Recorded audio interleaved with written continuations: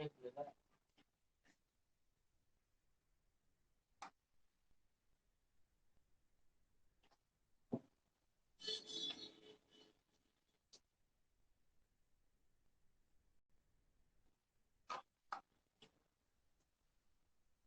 हिंद साथियों। तो चलिए आज हम लोग मेंसुरेशन का दूसरा क्लास देखने जा रहे हैं।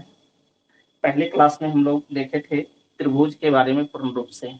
तो चलिए इसका अगला टॉपिक आज हम लोग चतुर्भुज पहले देखते हैं, उसके बाद अगले टॉपिक को देखेंगे। सबसे पहले चतुर्भुज होता है क्या, इस चीज को समझेंगे।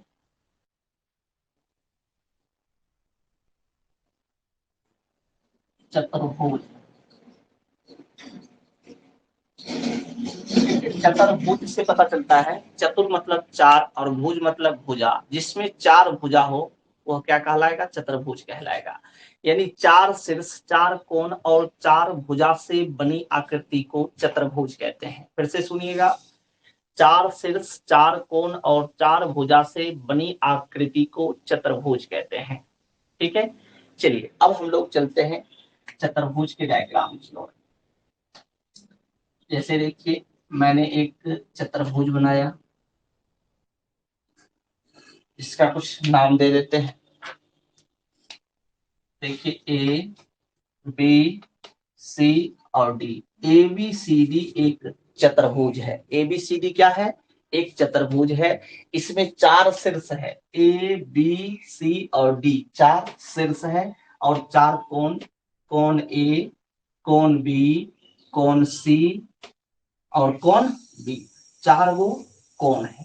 ठीक है, अब हम कुछ इसकी भुजा का नाम दे देते हैं। पहला का ए, दूसरा का बी, तीसरा का सी और चौथा का डी। यहां से हमें क्या क्या टर्म पूछा जाता है इसे देख लेते हैं। अब देखिए, कहेगा कि चतुर्भुज में विकर्ण कितने होते हैं, तो चतुर्भुज में दो विकर्ण होते हैं। कौन कौन सा विकर्ण है, देखिए पहला विकर्ण ए सी और दूसरा विकर्ण बी डी। इसका विकर्ण जो है कभी समान भी हो सकता है और कभी असमान भी हो सकता है, हमेशा एक समान नहीं रह सकता है। ठीक है, चलिए अब जानते हैं इसके बारे में। पहला टॉपिक ये कहेगा कि चतुर्भुज के चारों कोनों का योग कितना डिग्री होता है, तो चतुर्भुज के चारों कोनों का योग 360 डिग्री होता है। चतुर्भुज के चारों कोनों का योग,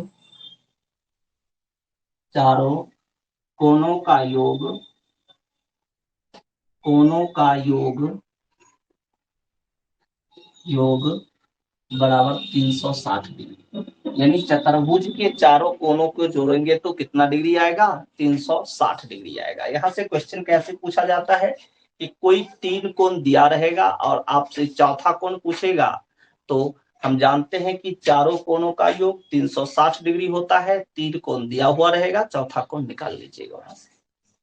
अगला पॉइंट जो होता है हमारा, वह होता है कि चतुर्भुज का अगर आपसे परिमाप पूछे, क्या पूछे कि इसका परिमाप क्या होगा, तो चतुर्भुज का परिमाप, परिमाप किसी का पूछे बेहिचक, परिमाप मतलब होता है पूरा माप। तो पूरा मापेंगे किसको, उसके सभी भुजाओं को। तो चतुर्भुज में टोटल चार भुजा है, इस चारों भुजा को माप देंगे तो इसका परिमाप निकल जाएगा। तो परिमाप क्या हो जाएगा, A plus B plus C plus D. यानी चतुर्भुज के चारों भुजाओं का योग बराबर चतुर्भुज का परिमाप, या चतुर्भुज का परिमाप बराबर चतुर्भुज के चारों भुजाओं का योग। ठीक है, अब देखिए अगला जो पॉइंट है वह कहेगा कि चतुर्भुज में कितने विकर्ण होते हैं, तो दो विकर्ण होते हैं। चतुर्भुज में दो विकर्ण होते हैं। चतुर्भुज में दो विकर्ण होते हैं, दो विकर्ण होते हैं। चतुर्भुज में कितने विकर्ण होते हैं, दो विकर्ण होते हैं। ठीक है, पहला विकर्ण आपको यहाँ दिख रहा होगा AC और दूसरा विकर्ण क्या दिख रहा होगा, BD दिख रहा होगा। पहला विकर्ण AC और दूसरा विकर्ण BD दिख रहा होगा। ठीक है, तो चलिए इसे आप लोग छाप लीजिए, उसके बाद हम लोग आगे बढ़ेंगे।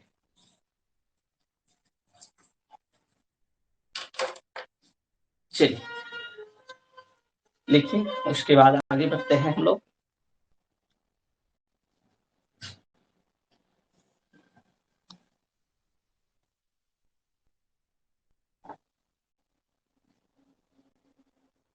चलिए सफाई अभियान जारी रखें।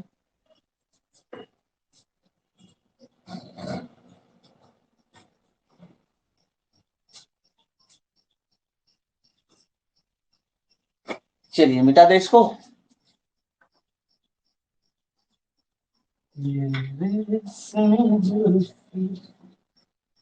ये सब बत्तियां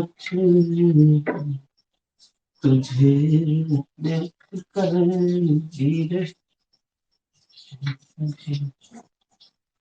चलिए अब देखिए, ये हम लोग देख रहे थे कि चतुर्भुज के बारे में। चतुर्भुज के चारों कोनों का योग 360 डिग्री होता है। चतुर्भुज का परिमाप चतुर्भुज के चारों भुजाओं का योग होता है। चतुर्भुज में 2 विकर्ण होते हैं। चतुर्भुज में 4 शीर्ष, 4 कोण और 4 भुजा होते हैं। ठीक है, अब हम लोग इसके टाइप को देखते हैं और टाइप में प्रत्येक एक को खोलते जाएंगे और हम लोग बनाते जाएंगे। ठीक है, चलिए अब देखिए चतुर्भुज का प्रकार। चतुर्भुज के प्रकार, चतुर्भुज के प्रकार में आपका क्या सब आता है, इसे आप अच्छी तरह से ध्यान से देखिएगा। ध्यान दीजिए, पहला जो है आपका वह क्या है, पहला है समांतर चतुर्भुज। कैसा चतुर्भुज, समांतर चतुर्भुज। समांतर चतुर्भुज, ठीक है। दूसरा है वर्ग। तीसरा है आयत। आयत। चौथा है सम चतुर्भुज। सम चतुर्भुज। सम चतुर्भुज। सम चतुर्भुज। पांचवा है समलंब चतुर्भुज। समलंब चतुर्भुज। समलंब चतुर्भुज। छठा है चक्रीय चतुर्भुज। चक्रीय चतुर्भुज। चक्रीय चतुर्भुज। चलिए देखिए, चतुर्भुज कितने प्रकार के, 6 प्रकार के। पहला समांतर चतुर्भुज, दूसरा वर्ग, तीसरा आयत, चौथा समचतुर्भुज, पांचवा समलंब चतुर्भुज और छठा चक्रीय चतुर्भुज। अब सभी चतुर्भुज को हम लोग बारी बारी से खोलेंगे और सभी का डिटेल में देखेंगे कि कौन क्या कहता है, किसका क्या प्रॉपर्टीज है, कहां से किस तरह से क्वेश्चन पूछा जाता है। ठीक है, तो ये वीडियो जो है ये अभी क्लास आपको एप्स पर भी और यूट्यूब चैनल पर भी लाइव है। तो जो दोस्त यूट्यूब चैनल पर देख रहे हैं तो वह यूट्यूब चैनल को सब्सक्राइब कर लें और नाम भी याद रख लें, डीके मैथ्स रिसर्च सेंटर। ठीक है, सब्सक्राइब कर लें, वीडियो को लाइक करें, जिससे कि मेरा भी मनोबल बढ़े कि मैं वादा किया हूं कि पूरा मेंसुरेशन आपको फ्री में पढ़ाऊंगा, कोई भी पेड चार्ज नहीं लगने वाला है। ठीक है, उसके बाद सभी चैप्टर अभी जो है सो पेड कोर्स में चल रहा है। ठीक है, चलिए आगे बढ़ाते हैं। अब हम लोग सबसे पहले समांतर चतुर्भुज को देखते हैं, उसके बाद हम लोग बारी बारी से सभी को देखते जाएंगे और आगे बढ़ते जाएंगे। चलिए तो आप लोग एक बार इसे नोट कर लीजिए, समांतर चतुर्भुज, वर्ग, आयत, सम चतुर्भुज, समलंब चतुर्भुज और चक्रीय चतुर्भुज को।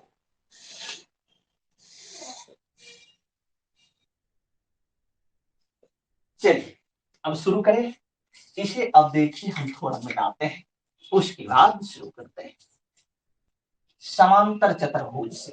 ठीक ना, चलिए समांतर चतुर्भुज होता है क्या, सबसे पहला काम हमारा है कि समझना कि समांतर चतुर्भुज क्या होता है।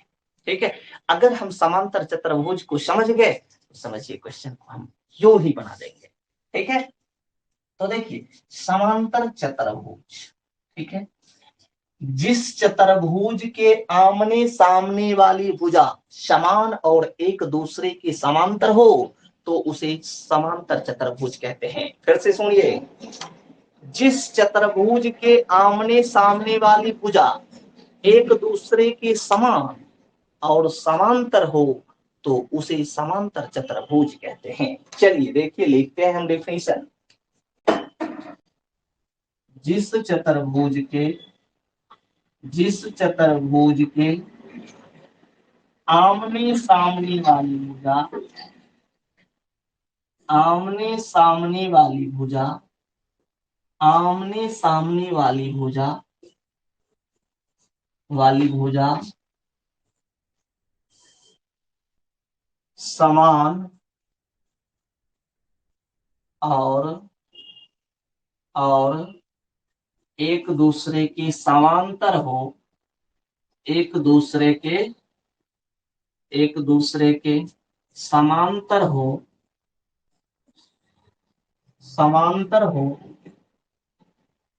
तो उसे समांतर चतुर्भुज कहते हैं। समांतर चतुर्भुज कहते हैं। ध्यान दीजिए क्या बोले हैं, जिस चतुर्भुज के आमने सामने वाली भुजा, आमने सामने यानी मेरे सामने जो है वह मेरे समांतर और समान हो तो उसे समांतर चतुर्भुज कहेंगे। जिस तरह से देखिए, अभी हम आपको दिखाना चाह रहे हैं। देखिए ये दोनों मार्कर है, ये दोनों मार्कर एक दूसरे की क्या है, आमने सामने है। आमने सामने है ना, तो आमने सामने वाली भुजा एक दूसरे के समान और समांतर हो तो उसे समांतर चतुर्भुज कहेंगे। अब देखिए एक टर्म आता है समांतर की कहानी, तो हम थोड़ा समांतर को ही समझ लेते हैं, उसके बाद आगे की कहानियों को बढ़ेंगे।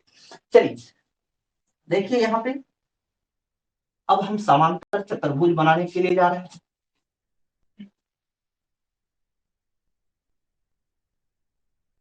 ये देखिए, ये आपका समांतर चतुर्भुज बन गया है।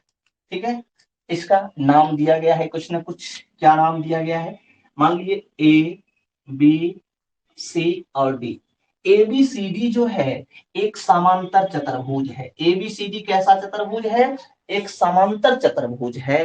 तो इसके आमने सामने वाली भुजा क्या होगा, समान होगा और एक दूसरे के समांतर होगा। यानी ये भुजा यदि ए होगा तो इसके सामने वाली भुजा भी ए होगा। इस भुजा को यदि हम बी मान ले तो इसके सामने वाली भुजा भी क्या होगा, बी होगा।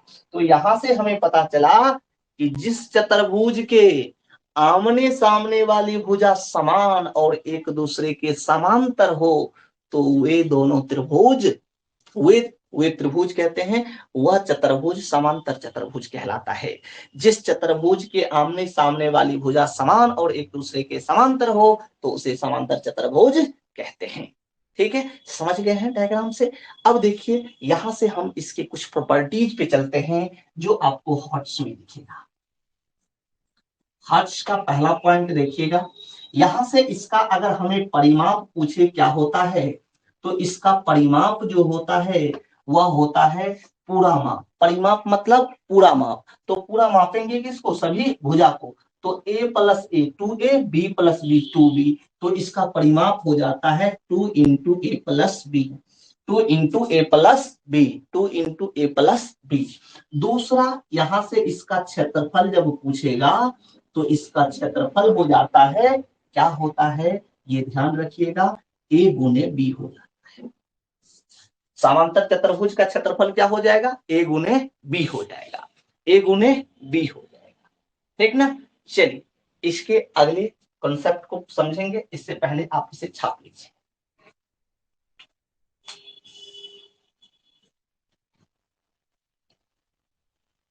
चलिए अब हम मिटा देते हैं। ठीक है, इसे मिटाएंगे उसके बाद जो आगे लिखेंगे।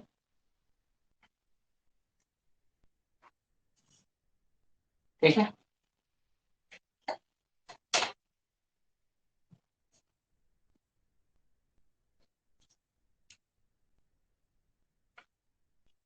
चलिए देखिए,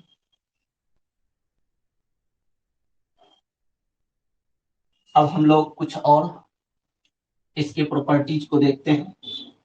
दो प्रॉपर्टीज देखे हैं, तीसरा को अब यहाँ ध्यान दीजिएगा।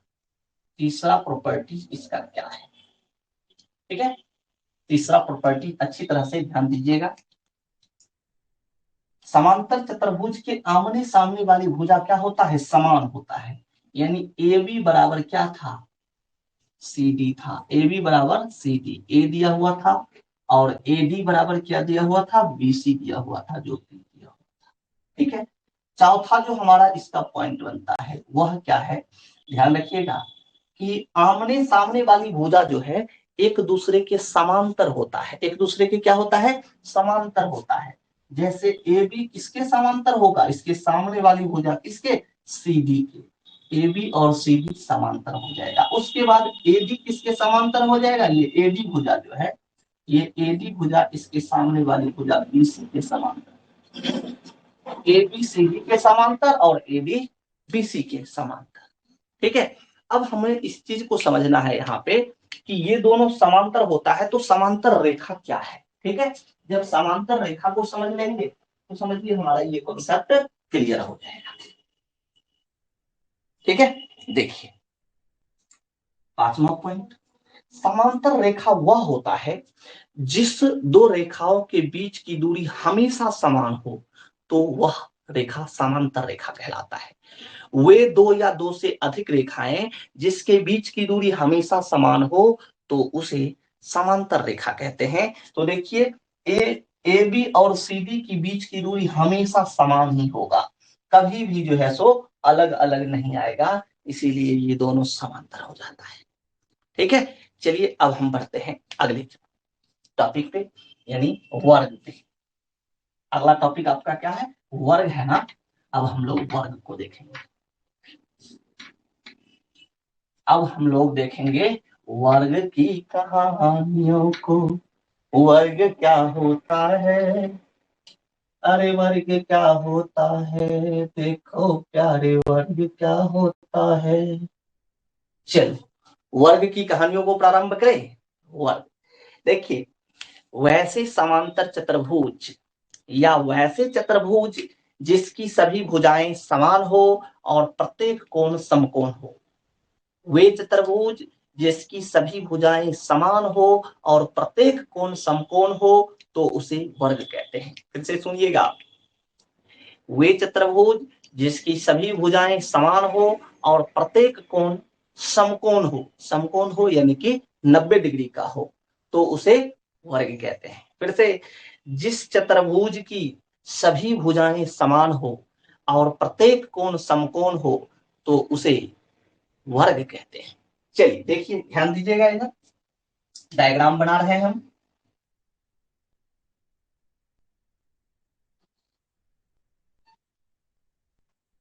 देखिए ये एक डायग्राम बनाया है, थोड़ा इधर उधर हो रहा होगा, आप तो सही से बनाइएगा। ए बी सी डी, ठीक है। ए बी सी डी एक वर्ग है जिसकी सभी भुजाएं क्या है, समान है। जिसकी सभी भुजाएं क्या है, समान है।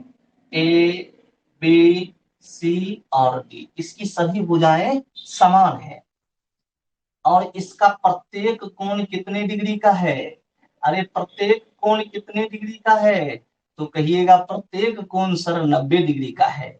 जिस चतुर्भुज की सभी भुजाएं समान हो और प्रत्येक कोण 90 डिग्री का हो। देखिए सब भुजा समान है तो ए लिखना चाहिए था, ए लिख देते हैं हम। प्रत्येक भुजा समान है तो ए रहेगा, क्या होगा, ए होगा, ए होगा, ए, ठीक है। अब देखिए इसका प्रत्येक कोण कितना डिग्री का है, 90 डिग्री का है, 90 डिग्री का है, 90 डिग्री का है। ये भी कितना डिग्री का, 90 डिग्री का। यानी वर्ग की सभी भुजा समान होता है और प्रत्येक कोण कितने डिग्री का होता है, 90 डिग्री का होता है। चलिए अब हम लोग इसके प्रॉपर्टीज को देखना प्रारंभ करें। इसका प्रॉपर्टीज क्या है, इस चीज को अब हम अच्छी तरह से देखेंगे।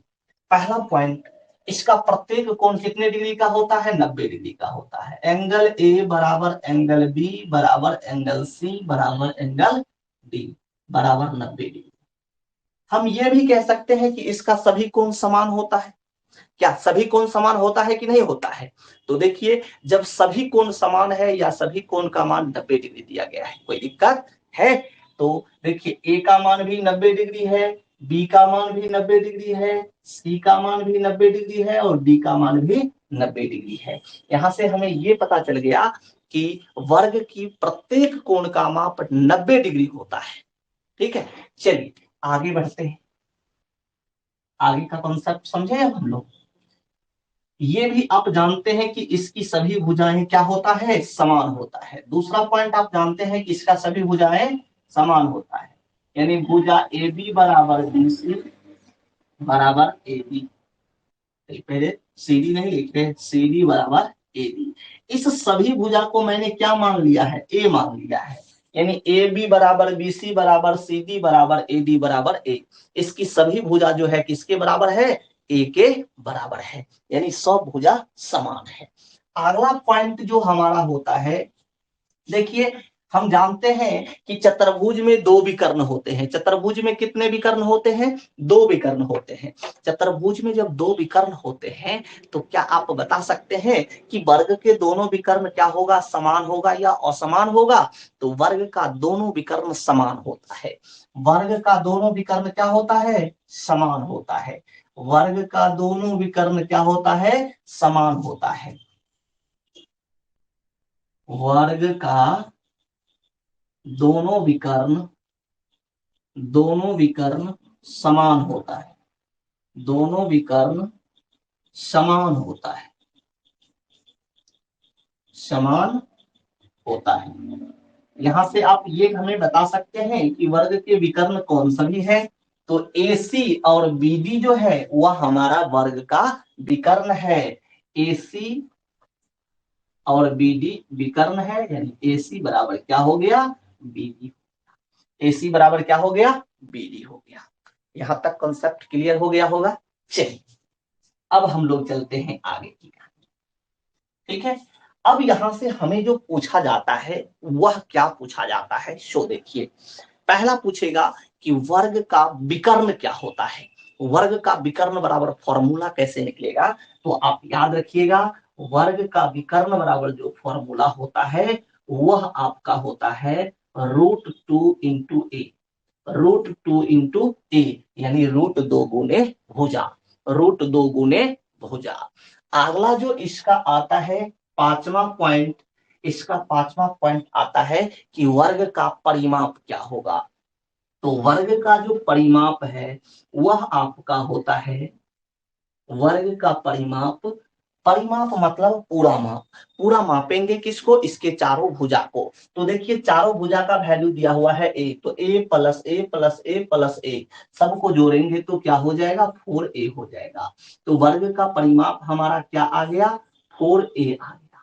वर्ग का परिमाप क्या आ गया, 4a आ गया। ठीक है, अब हम लोग चलते हैं छठे टॉपिक पे। इसका छठा टॉपिक क्या कहता है, कहेगा कि वर्ग का क्षेत्रफल ज्ञात कीजिए। तो वर्ग का जो क्षेत्रफल होता है वह क्या होता है, तो ध्यान दीजिए, वर्ग का क्षेत्रफल बराबर होता है भुजा स्क्वायर यानी ए स्क्वायर, भुजा स्क्वायर यानी कि ए स्क्वायर, भुजा स्क्वायर यानी ए स्क्वायर। ठीक है, एक और फॉर्मूला होता है क्षेत्रफल बराबर, वह याद रखिए, सातवां पॉइंट में हम लिख रहे हैं।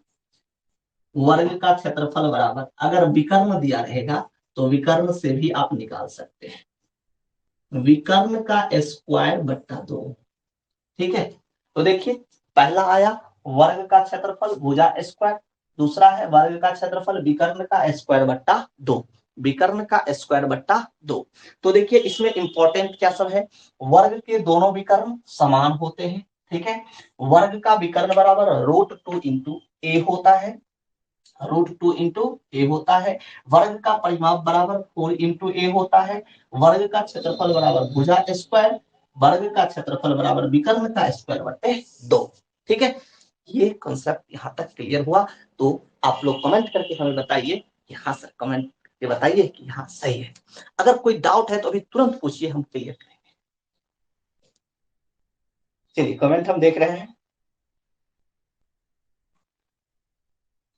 चलिए बहुत अच्छा।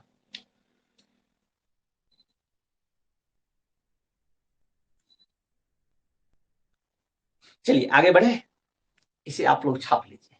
ठीक है, छापिए, उसके बाद आगे बढ़ते हैं।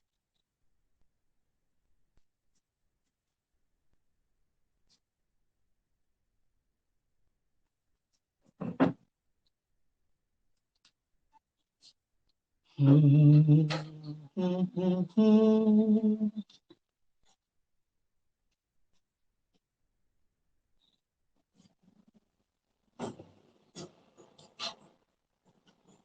देखिए, इसमें जो पूछा जाता है वर्ग में पूछता है कि अंतःवृत्त की त्रिज्या और परिवृत्त की त्रिज्या, तो कैसे निकालिएगा ये आप जानते।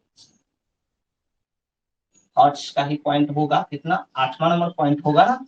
8वां पॉइंट कहता है कि एक वर्ग है, ठीक है, एक वर्ग के अंदर में वृत्त बना हुआ है, एक वर्ग के अंदर में क्या बना हुआ है, वृत्त बना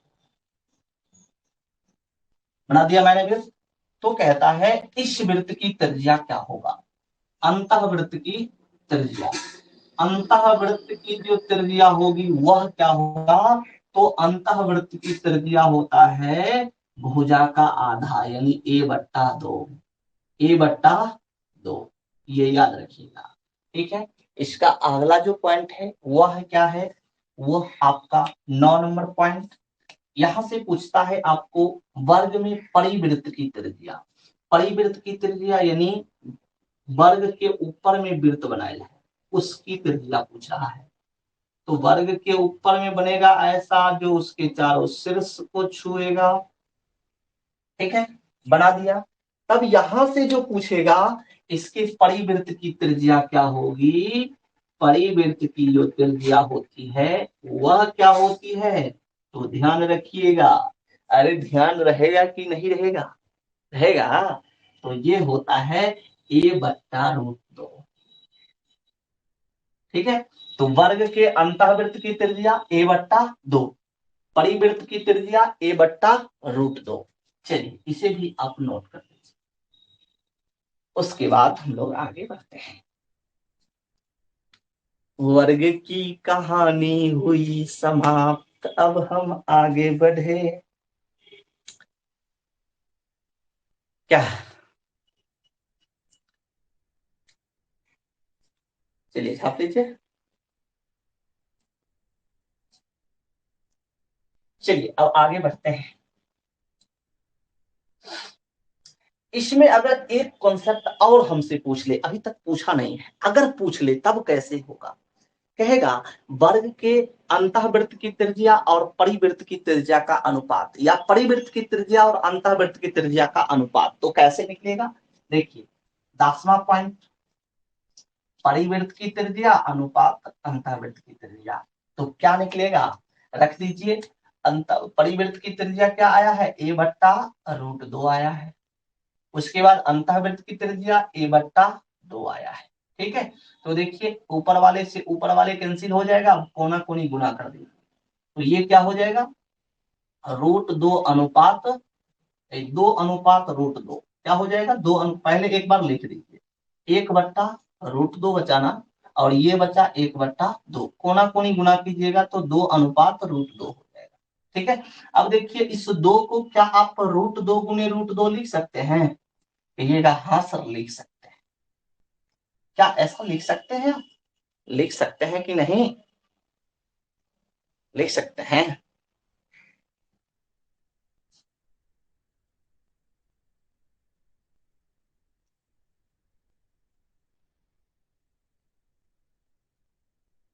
देखिए ये होता है 1/2 और ये होता है, ये विकर्ण हो गया √2 इंटू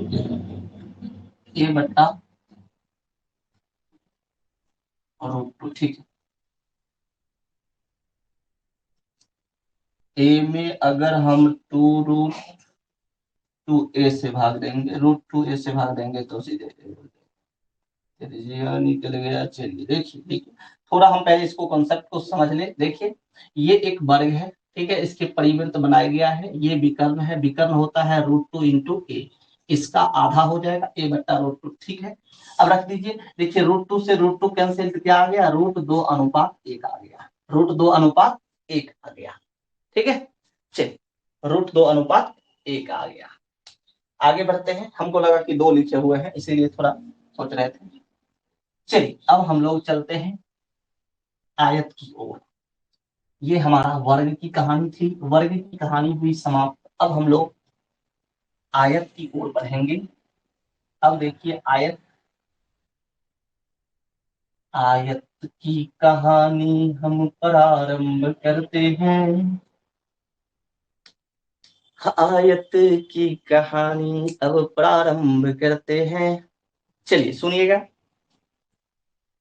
आयत का सबसे पहले आपसे पूछे कि आयत का डेफिनेशन क्या होगा, तो जिस समांतर चतुर्भुज के आमने सामने वाली भुजा एक दूसरे के समान हो और प्रत्येक कोण समकोण हो तो उसे आयत कहते हैं। जिस समांतर चतुर्भुज के आमने सामने वाली भुजा समान और प्रत्येक कोण समकोण हो तो उसे आयत कहते हैं। देखिए, समांतर चतुर्भुज का डेफिनेशन था कि जिस चतुर्भुज के आमने सामने वाली भुजा समान और एक दूसरे के समांतर हो, ठीक है, तो उसे समांतर चतुर्भुज कहते हैं। लेकिन यहाँ पर कंसेप्ट क्या है, जिस समांतर चतुर्भुज के आमने सामने वाली भुजा समान हो और प्रत्येक कोण समकोण हो तो उसे आयत कहते हैं। इसका प्रत्येक कोण क्या होगा, समकोण होगा। चलिए हम डायग्राम से समझते हैं। देखिए यह एक आयत है, ये एक आयत है, ए बी सी और डी। एबीसीडी एक आयत है, ठीक है। एबीसीडी क्या है, एक आयत है जिसका आमने सामने वाली भुजा जो है समान है। आमने सामने वाली भुजा क्या होगा, समान होगा। आमने सामने वाली भुजा जो है यह समान है। उसके बाद इसका प्रत्येक कोण क्या होगा, समकोण होगा, यानी 90 डिग्री का होगा। प्रत्येक कोण कितने डिग्री का होगा, 90 डिग्री का होगा। यानी एंगल ए भी 90 डिग्री का, एंगल बी भी 90 डिग्री का, एंगल सी भी 90 डिग्री और एंगल डी भी। ठीक है, समझ गए हैं। अब यहां से हमें जो पूछेगा उसका जवाब देना है।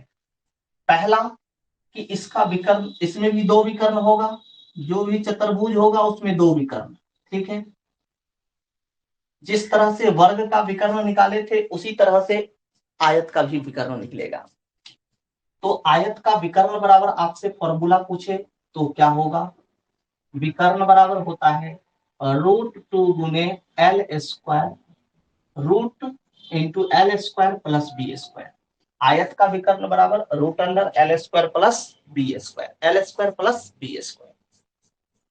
दूसरा जो पूछता है हमें वह क्या पूछेगा, आयत का परिमाप यहां से आपसे पूछेगा। आयत का परिमाप क्या होगा, तो 2 into l plus b, 2 into l plus b. तीसरा यहाँ पे पूछेगा आपसे कि आयत का क्षेत्रफल क्या होगा, तो लंबाई गुने चौड़ाई, एल इंटू बी हो जाएगा, एल इंटू बी हो जाएगा। आयत का भी दोनों विकर्ण क्या होता है, समान होता है। आयत के आमने सामने वाली भुजा क्या होता है, समान होता है। आयत का प्रत्येक कोण क्या होता है, समकोण होता है। ठीक है, चलिए इतना छाप लीजिए।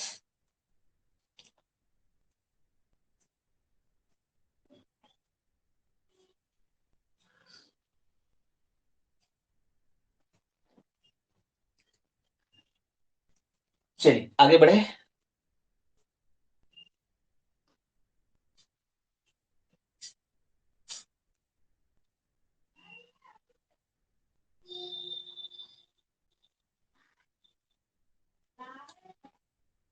चलिए मिटा दे इसको।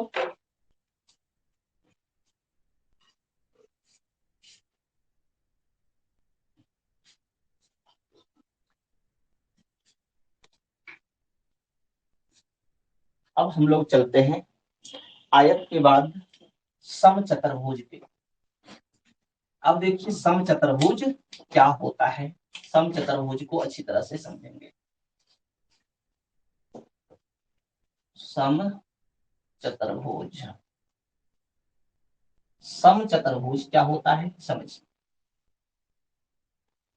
जिस चतुर्भुज की सभी भुजाएं समान हो और दोनों विकर्ण एक दूसरे को लंब समद्विभाजित करे तो उसे समचतुर्भुज कहते हैं। फिर से सुनिएगा, जिस चतुर्भुज की सभी भुजाएं समान हो और दोनों विकर्ण एक दूसरे को लंब समद्विभाजित करे तो उसे समचतुर्भुज कहते हैं। फिर से सुनिए, जिस चतुर्भुज के आमने, गलत बोल रहा है, जिस चतुर्भुज की सभी भुजाएं समान हो और दोनों विकर्ण एक दूसरे को लंब समद्विभाजित करे तो उसे समचतुर्भुज कहते हैं। समझ गए? चलिए अब हम लोग डायग्राम से देखते हैं। देखिए इस चतुर्भुज की सभी भुजाएं समान है। ABC, A, B, C और D। ABCD एक समचतुर्भुज है जिसकी सभी भुजाएं क्या है? समान है।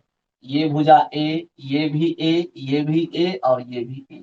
ठीक है, लेकिन इसका दोनों विकर्ण एक दूसरे को लंब समद्विभाजित करती है, यानी 90 डिग्री के कोण पर कट होती है, तो उसे क्या कहेंगे? समचतुर्भुज कहेंगे। जिस चतुर्भुज की सभी भुजाएं हो समान और दोनों विकर्ण एक दूसरे को लंब समद्विभाजित करें तो उसे समचतुर्भुज कहते हैं। ठीक है, अब समझिए इसके हादसों की कहानी।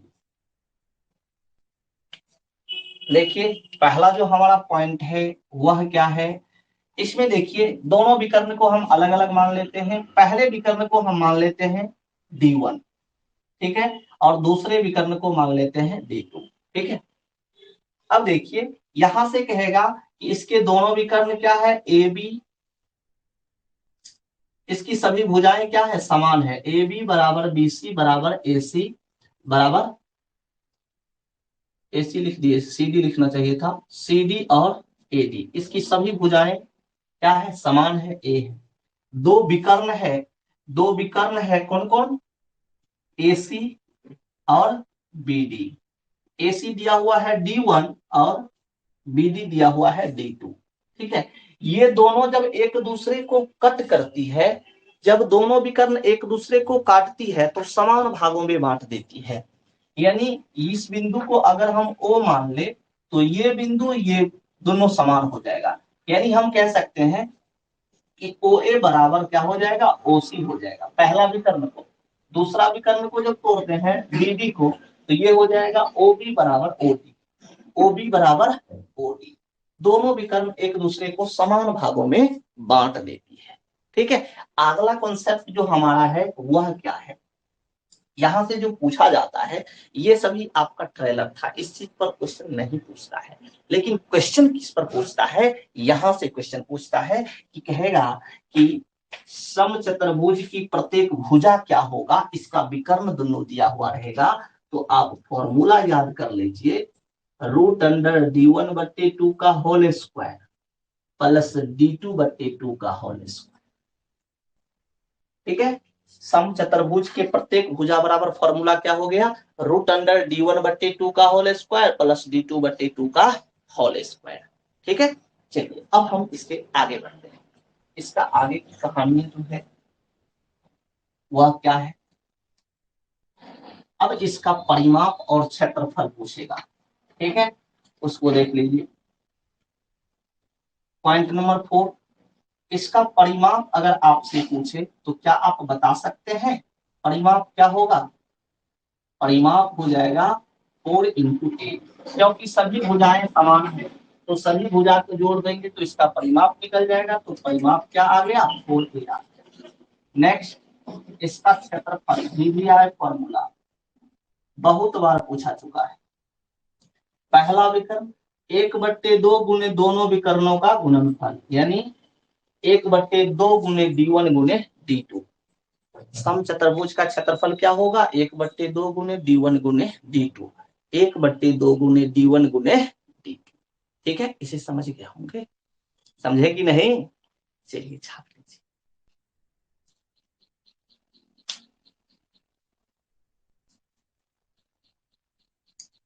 अब हम लोग आगे बढ़े।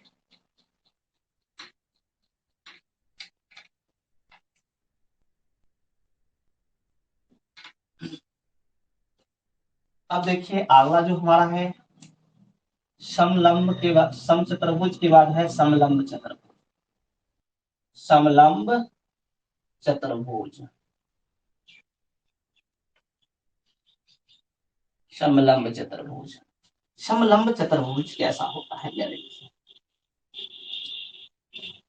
जिस चतुर्भुज की कोई दो भुजा एक दूसरे के समांतर हो तो उसे समलंब चतुर्भुज कहते हैं। कोई दो भुजा एक दूसरे के समांतर होता है और अन्य दो भुजा एक दूसरे के समांतर नहीं होता है। ठीक है, तो देखिए एबीसीडी जो है हम एक चतुर्भुज बनाए हैं। ठीक है, एबीसीडी एक चतुर्भुज बनाए हैं जिसका नाम हम दे दे ए बी सी और डी। ठीक है, इसके भुजा ए बी और सी बी जो है क्या है, एक दूसरे के समांतर है। तो हम मान लिए ये भुजा ए है, ये भुजा बी है। ठीक है, ये दोनों भुजा को सी डी रख दीजिए, कोई दिक्कत नहीं। ठीक है, अब देखिए यहां से हम इस पर अगर लंब डाल दें, इसको मान लेते हैं एम, और इससे इस पर अगर लंब डाले तो इसको मान लेते हैं हम।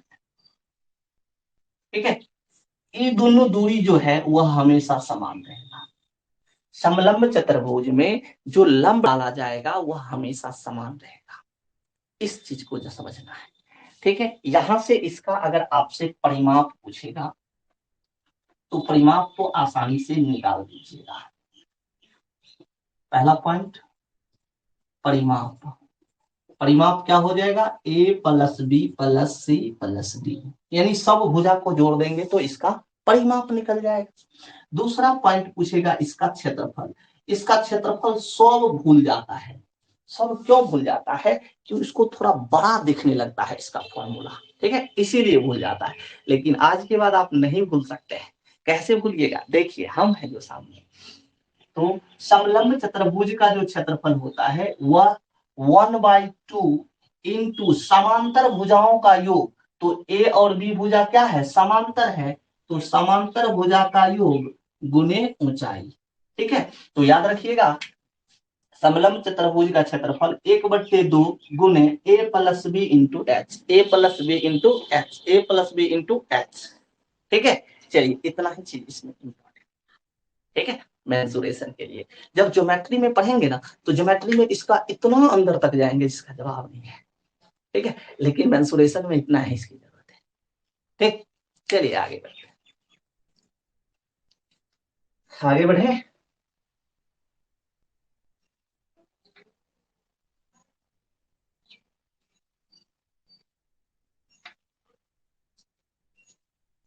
चलिए चलिए अब हम लोग जो चलेंगे वह किस टॉपिक पे चलेंगे। ये समलंब समाप्त हुआ, अब चक्रीय चतुर्भुज में ना। चक्रीय चतुर्भुज, चक्रीय चतुर्भुज। चक्रीय चतुर्भुज को थोड़ा समझिए अच्छा से। जिस चतुर्भुज का चारों शीर्ष वृत्त की परिधि पर स्थित हो तो उसे चक्रीय चतुर्भुज कहते हैं। जिस चतुर्भुज का चारों शीर्ष वृत्त के परिधि पर स्थित हो तो उसे चक्रीय चतुर्भुज कहते हैं। जैसे देखिए ये एक वृत्त है। ठीक है, एक तो इस वृत्त के परिधि पर चतुर्भुज का चारों शीर्ष अगर स्थित है तो वह चतुर्भुज चक्रीय चतुर्भुज कहलाता है। देखिए ए बी सी और डी, ये चतुर्भुज जो है कैसा चतुर्भुज कहलाएगा, चक्रीय चतुर्भुज, क्योंकि इसका चारों शीर्ष जो है वह वृत्त के परिधि पर स्थित है। ठीक है, चलिए अब वृत्त की परिधि क्या होता है जब वृत्त पढ़ेंगे तो इसको डिफाइन करेंगे। ठीक है, अब देखिए चक्रीय चतुर्भुज में जो हमें याद रखना है वह क्या याद रखना है कि चक्रीय चतुर्भुज के सम्मुख कोणों का योग जो है ना 180 डिग्री होता है। चक्रीय चतुर्भुज के सम्मुख कोणों का योग 180 डिग्री होता है। तो याद रखिए सम्मुख कोण होता है क्या, कोई हमें बता सकता है कि सम्मुख कोण क्या होता है। अरे सामने वाला कोण सम्मुख कोण होता है। सामने वाला कोण क्या होता है, सम्मुख कोण। जो मेरे सामने है वह सम्मुख है, यानी सम्मुख कोण कहलाएगा। ठीक है, तो देखिए ए के सामने क्या है, सी है ना, तो ए और सी सम्मुख कोण है, इसीलिए क्या हो जाएगा, angle A plus angle C is equal to 180 degree.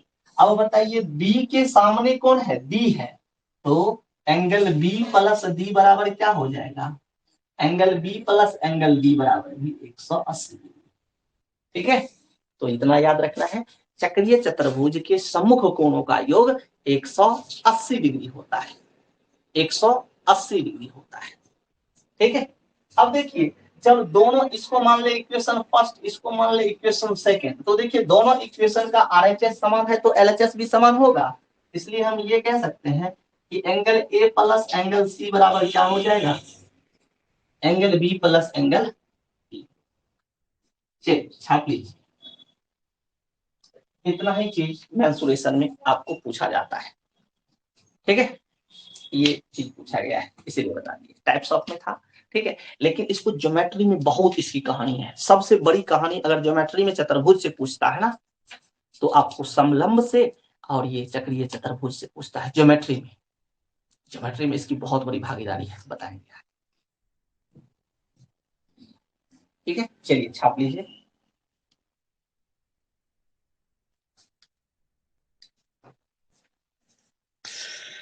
तो टाइप्स ऑफ क्वाड्रिलेटरल भी हुआ समाप्त, चक्रीय चतुर्भुज की कहानी हमारी समाप्त हो चुकी है। ठीक है, यानी चतुर्भुज की पूरी कहानियों को हमने समाप्त कर दिया। अब इसकी अगली कहानी जो बचता है हमारा, वह बचता है वृत्त, अर्धवृत्त। ठीक है, वृत्त बचता है, अर्धवृत्त बचता है। ठीक है, तो मैं चाहता हूं कि इस सभी को भी देख लिया जाए। क्या देख ले, नहीं रहने देते, वृत्त अर्धवृत्त और बहुभुज को एक साथ देख लेंगे, छोटा छोटा टॉपिक है क्या। चलिए आज की कहानी यहीं पर रखते हैं, घंटों की कहानी भी ऐसे समाप्त हो चुकी है। ठीक है, चलिए।